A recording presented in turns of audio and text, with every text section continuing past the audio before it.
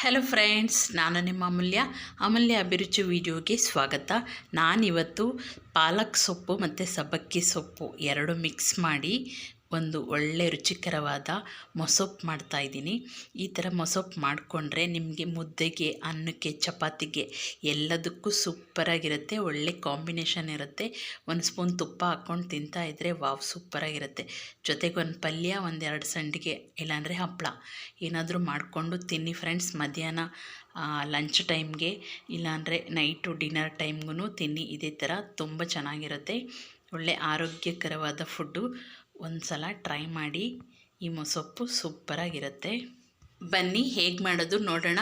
ನಾನಿಲ್ಲಿ ಮೊದಲಿಗೆ ಒಂದು ಕಟ್ಟು ಪಾಲಕ್ ತೊಗೊಂಡಿದ್ದೀನಿ. ಇದನ್ನು ನೀಟಾಗಿ ಬಿಡಿಸಿ ತೊಳೆದು ಎತ್ತಿಟ್ಕೊಂಡಿದ್ದೀನಿ. ಈ ಥರ ಕಡ್ಡಿ ಸಮೇತನೇ ಹಾಕಿ, ಮತ್ತು ಅರ್ಧ ಕಟ್ಟಷ್ಟು ಸಬ್ಬಕ್ಕಿ ತೊಗೊಂಡಿದ್ದೀನಿ. ಇದನ್ನು ಅಷ್ಟೇ ಕಡ್ಡಿ ಸಮೇತ ಹಾಕ್ತಾಯಿದ್ದೀನಿ. ಈ ಥರ ಕಡ್ಡಿ ಸಮೇತ ಹಾಕಿದ್ರೆ ಅದು ತುಂಬ ರುಚಿಯಾಗಿ ಬರುತ್ತೆ ಸಾಂಬಾರು. ಮೊದಲಿಗೆ ನಾನಿಲ್ಲಿ 1 ಕಪ್ ಬೇಳೆನ ಕ್ಲೀನಾಗಿ ವಾಶ್ ಮಾಡ್ಕೊಂಡಿದ್ದೀನಿ. ಅದ್ರ ಜೊತೆಗೆ 3 ಟೊಮೆಟೊ, 1 ಈರುಳ್ಳಿ ಹಾಗೆಯೇ ಹಾಕ್ತಾಯಿದ್ದೀನಿ. ಮತ್ತು 1 ಗೆಡ್ಡೆ ಬೆಳ್ಳುಳ್ಳಿನ ಸಿಪ್ಪೆ ತೆಗೆದು ಹಾಕೋತಾ ಇದ್ದೀನಿ. ಇದಕ್ಕೆ ಒಂದು 4 ಹಸಿರು ಮೆಣಸಿನ್ಕಾಯಿ ಹಾಕೋತಾ ಇದ್ದೀನಿ ಖಾರಕ್ಕೆ. ನೀವು ಬೇಕಾದ್ರೆ ಹಾಕ್ಕೊಳ್ಳಿ, ಬೇಡ ಅಂದರೆ ಸ್ಕಿಪ್ ಮಾಡಿ, ಅದು ನಿಮ್ಮ ಇಷ್ಟ. ಜೊತೆಗೆ ಇವಾಗ ಸೊಪ್ಪೆಲ್ಲ ಹಾಕ್ತಾಯಿದ್ದೀನಿ ನೋಡಿ. ಮತ್ತು ಸಬ್ಬಕ್ಕಿ ಸೊಪ್ಪು ಹಾಕಿದ್ದೀನಿ, 2 ಸೊಪ್ಪು ಹೀಗೆ ಹಾಕಿದ್ದೀನಿ. ಮತ್ತು ಇದಕ್ಕೆ 1.5 ಲೋಟದಷ್ಟು ನೀರು ಹಾಕೋತಾ ಇದ್ದೀನಿ. ನಾನು ಮಾಡ್ತಾ ಇರೋ ಸಾಂಬಾರಿಗೆ 1.5 ಲೋಟ ನೀರು ಹಾಕಿದ್ರೆ ಬೇಳೆ ಕರೆಕ್ಟಾಗಿ ಬೇಯುತ್ತೆ. ಜೊತೆಗೆ ನೀವು 1 ಸ್ಪೂನ್ ತುಪ್ಪನಾದರೂ ಸರಿಯೇ, ಇಲ್ಲಾಂದರೆ 1 ಸ್ಪೂನ್ ಎಣ್ಣೆನಾದರೂ ಸರಿಯೇ ಈ ಥರ ಹಾಕ್ಕೊಳ್ಳಿ.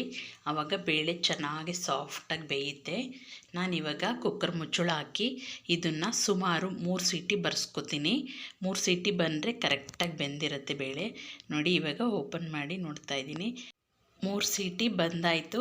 ನಾನಿವಾಗ ಇದನ್ನು ಸೊಪ್ಪೆಲ್ಲನೂ ಸೋದಿಸ್ಕೊಂಡು ಆಚೆ ತೆಕ್ಕೋತಾ ಇದ್ದೀನಿ. ಟೊಮೆಟೊ ಎಲ್ಲ ಹಾಗೇ ಇರುತ್ತೆ, ಇದು ರುಬ್ತೀವಲ್ವ, ಹಾಗಾಗಿ ಹಾಗೆ ಹಾಕ್ಕೊಳ್ಳಿ. ಕಟ್ ಮಾಡಿ ಹಾಕ್ಕೋಬೇಕಂತ ಏನಿಲ್ಲ, ಹಾಗೆ ಹಾಕ್ಕೊಂಡ್ರೆ ಸಾಕು, ಬೆಂದಿರುತ್ತೆ. ಈ ಟೈಮಲ್ಲಿ ನಾವು ಅದನ್ನು ಸಪ್ರೇಟ್ ತಗೊಂಡು ರುಬ್ಬಕ್ಕೆ ಹಾಕ್ಕೊಳ್ಳೋಣ.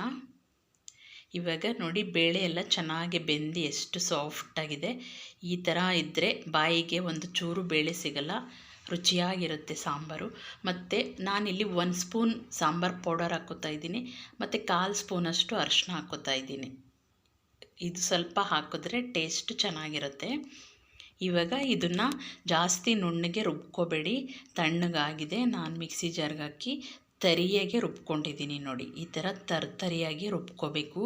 ತುಂಬ ನುಣ್ಣಗೆ ರುಬ್ಬಿದ್ರೆ ಇದು ಚೆನ್ನಾಗಿರಲ್ಲ. ಈ ಟೈಮಲ್ಲಿ ನಾನಿವಾಗ ಇದನ್ನು ಸೊಪ್ಪು ಹಾಕ್ತಾಯಿದ್ದೀನಿ.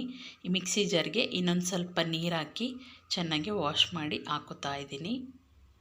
ಈ ಟೈಮಲ್ಲಿ ನಮಗೆ ಸಾಂಬಾರು ಎಷ್ಟು ಗಟ್ಟಿ ಇದೆಯಾ ತೆಳ್ಳೆ ಇದೆಯಾ ಅಂತ ನೋಡಿಕೊಂಡು ಈ ಟೈಮಲ್ಲೇ ನಾವು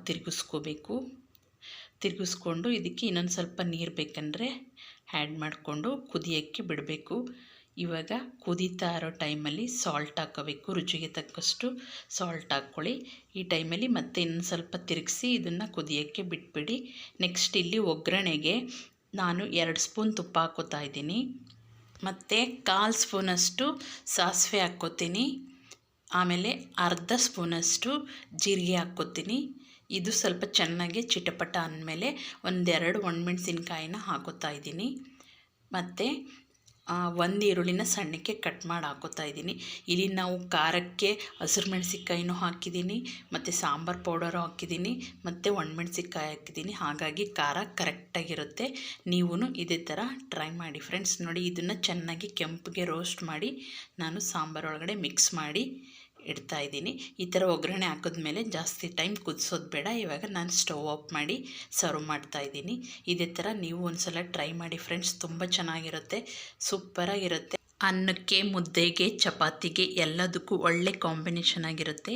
ಇದೇ ಥರ ಟ್ರೈ ಮಾಡಿ. ಮತ್ತು ಫ್ರೆಂಡ್ಸ್, ನನ್ನ ವಿಡಿಯೋ ಇಷ್ಟ ಆದರೆ ಲೈಕ್ ಮಾಡಿ, ಶೇರ್ ಮಾಡಿ, ನನ್ನ ಚಾನಲ್ನ ಸಬ್ಸ್ಕ್ರೈಬ್ ಮಾಡಿ, ಬೆಲ್ ಐಕಾನ್ನ ಸೆಲೆಕ್ಟ್ ಮಾಡಿ, ನಿಮ್ಮ ಫ್ಯಾಮಿಲಿ ಫ್ರೆಂಡ್ಸ್ಗೆಲ್ಲ ಶೇರ್ ಮಾಡಿ. Thank you.